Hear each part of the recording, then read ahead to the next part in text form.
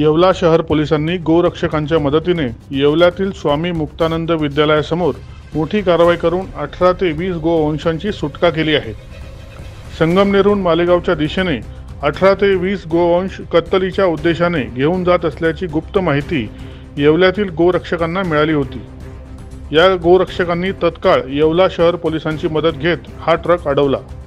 मात्र यावेळी ट्रक चालक घटनास्थळावरून पसार झाला असून पोलिसांनी कारवाई करत गोवंशांची सुटका केली आहे। दरम्यान या गोवंशांना नजीकच्या गोशाळेत सोडून देण्यात आले आहे। ऐन बकरी ईदच्या दिवशी मोठी कारवाई झाल्याने येवल्यात खळबळ उडाली आहे।